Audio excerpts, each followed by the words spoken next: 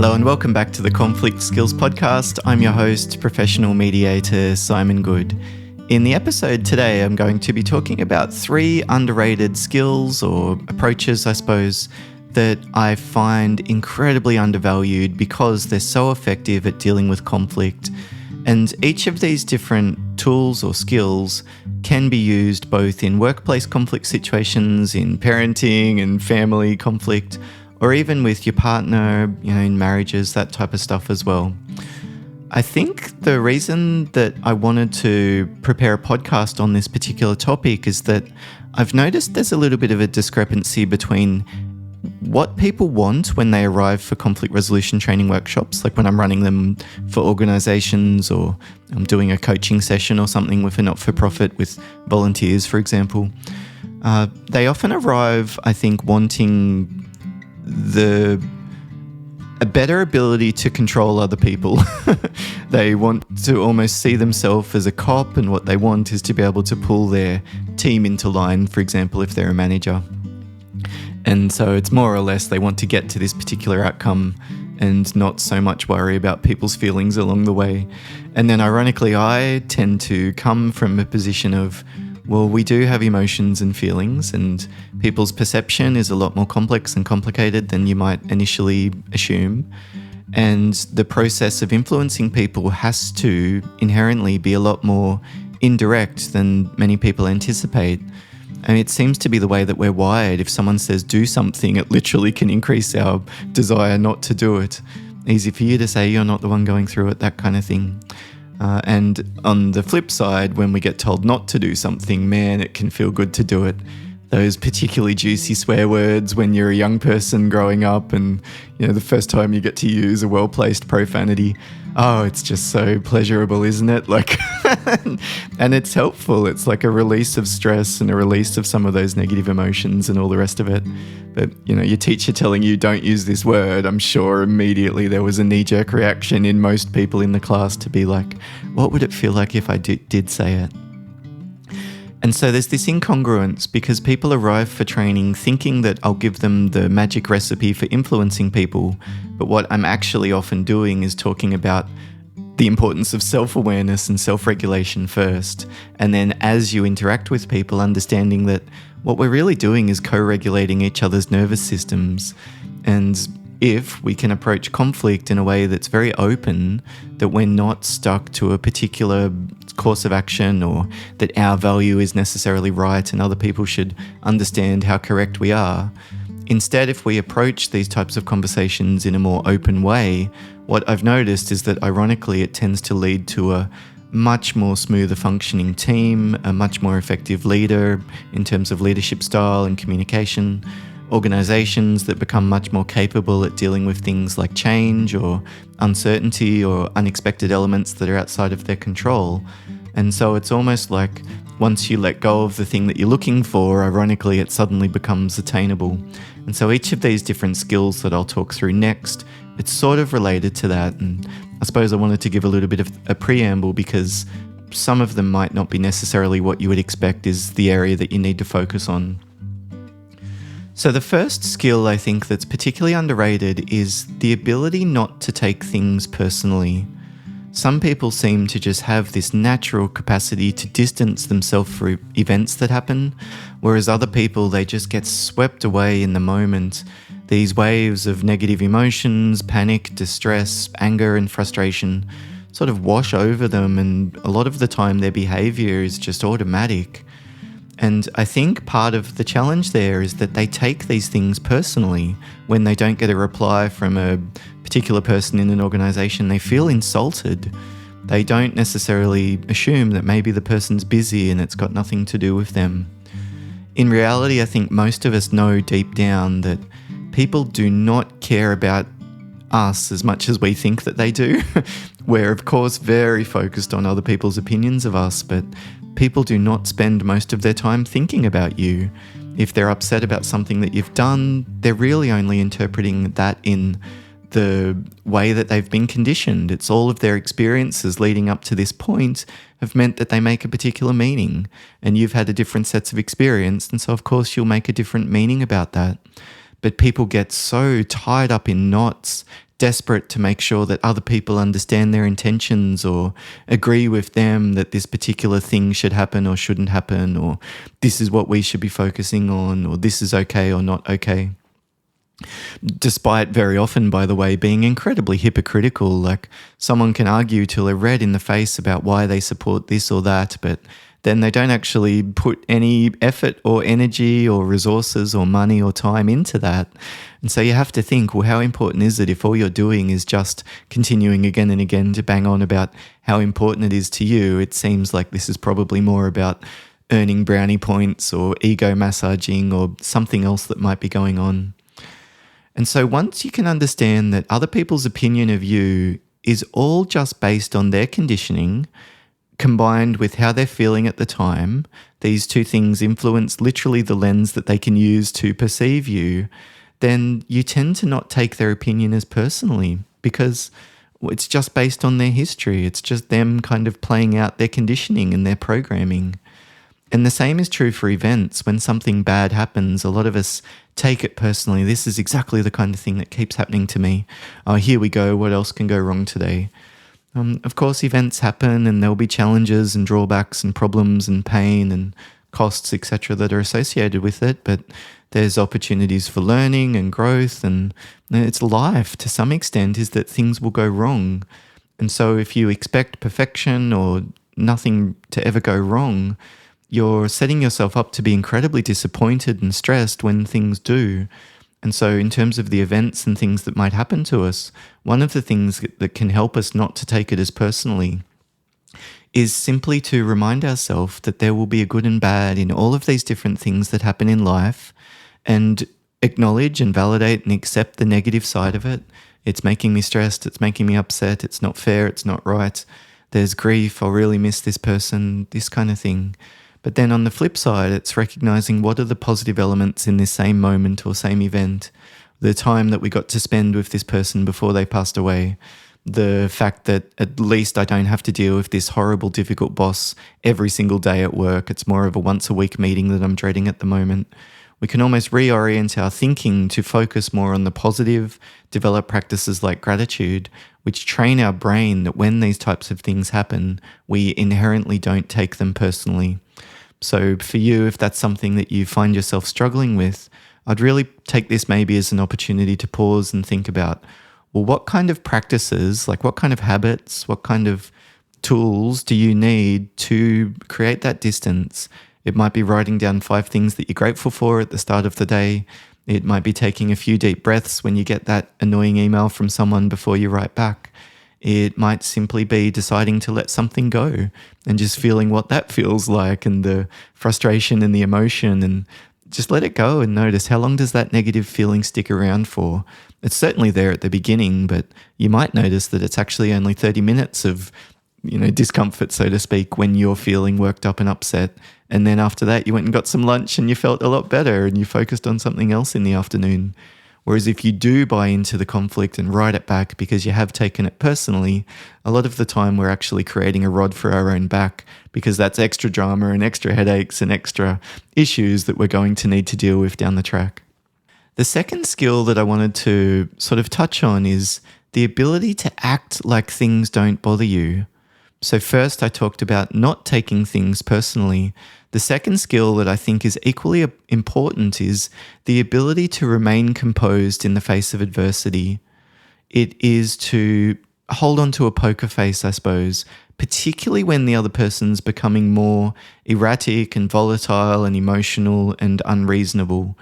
We're stuck there. We only have 2 options. It's to respond in kind, and a lot of the time that just creates a real negative spiral that sucks us both into it as we both get more and more upset, and we start to hurt each other's feelings or interrupt each other, and then we become more and more frustrated.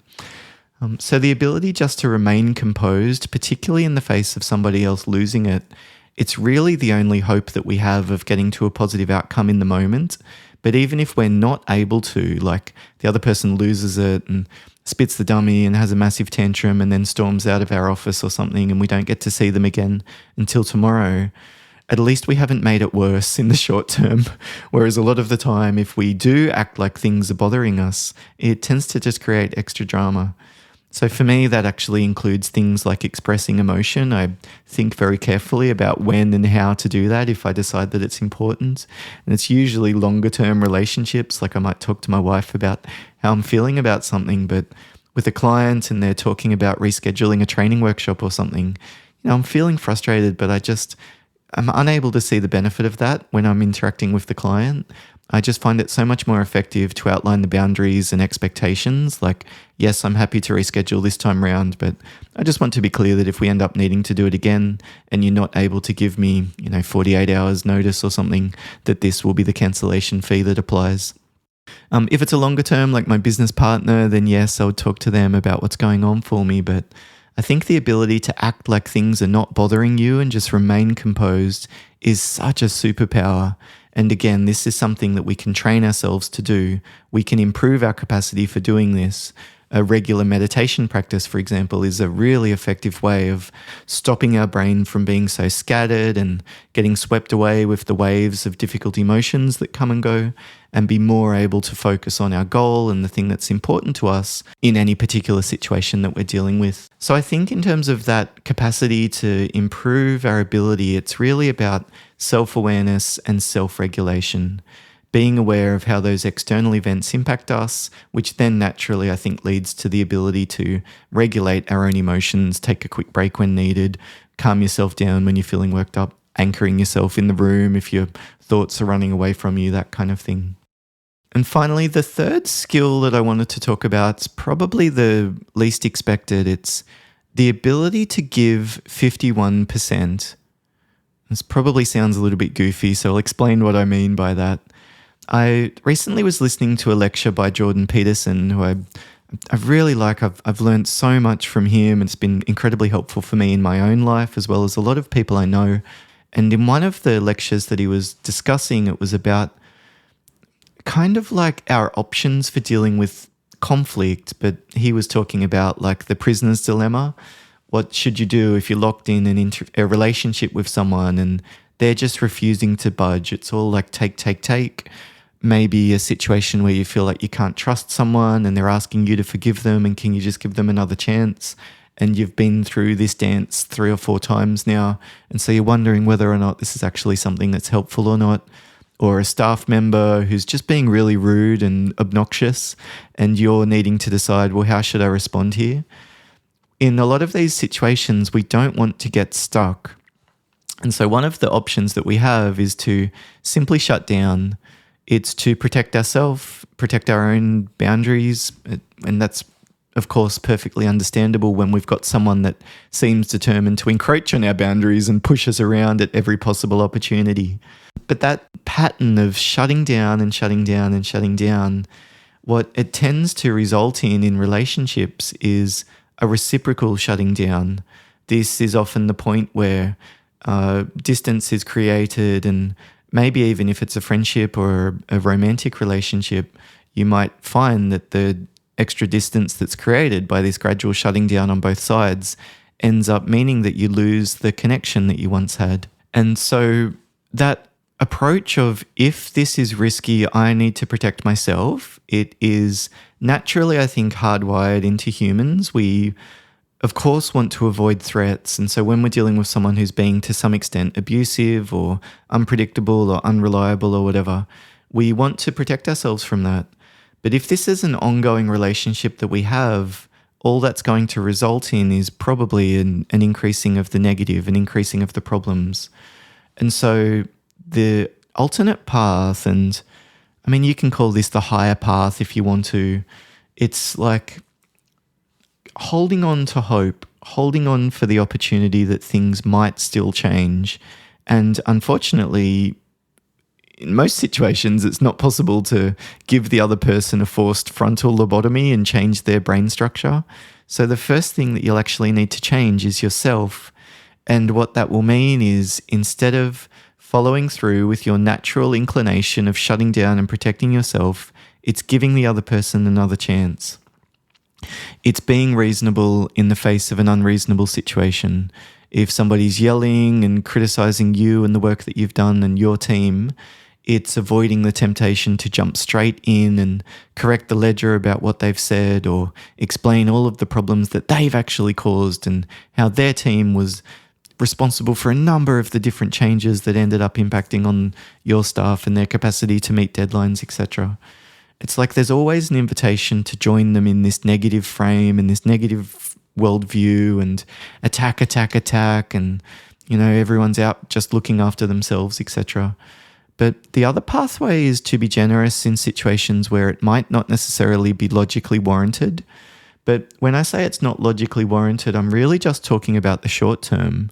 If we're not sure if we can trust someone, it probably makes sense to look after yourself. So if you're setting up a business with someone, you might give yourself 51% ownership so that you can still make decisions.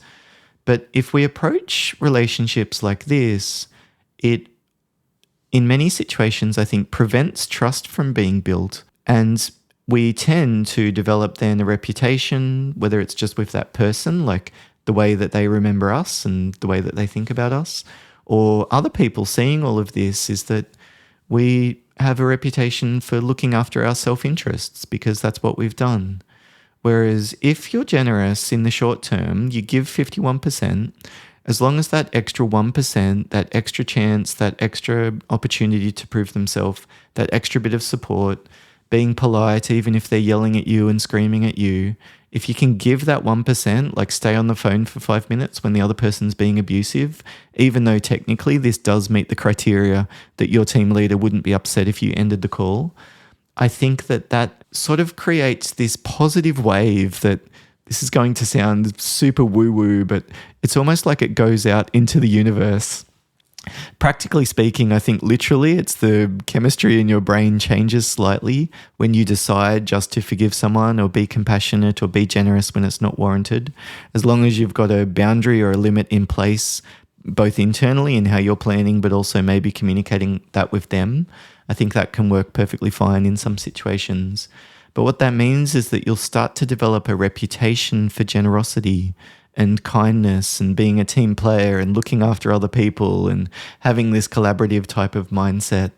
And I think in work, that often pays incredible dividends as leaders are looking for potential people to promote, or even just in terms of the time it takes for us to influence other members of our team. If there's something important to us and people remember you as being generous and kind and forgiving and whatever it might be, then and you ask them for a favor or you explain to them a challenge that you're having and you're wanting some support, you're so much more likely to get it at that stage. So I think in the short term, particularly when we're dealing with jerks or bullies or bosses that are incompetent or decisions that we're just not happy with, people sometimes can, what would the phrase be? It's like they choose the wrong hill to die on. They really argue and go for the jugular and be super assertive and firm and look after themselves and protect themselves in a very understandable way, and logically that makes a lot of sense. But longer term, I think the way that impacts on the individual relationship of the person that you're dealing with, and particularly the reputation and the way that other people see you, not to mention your own emotional well-being and your own ability to be grateful and focus on the positive versus always thinking that there's a threat behind every corner and that you need to really protect yourself. I think finding that balance is just incredibly important, but the scales should be shifted slightly to the more generous side. It's things like sharing joy when someone else has a good event happen at work and there's that natural knee-jerk reaction of, well, why not me? I'm better than them. I've put in more effort than them. Why am I always overlooked? And just pausing and recognizing that negative inclination, but deciding to focus more on the positive. Good on them. They've worked really hard for this, and that's going to make a massive difference for their family. And then focusing on your planning and the things that are much more within your control and what you can do to get your own promotion rather than dwelling on the negative.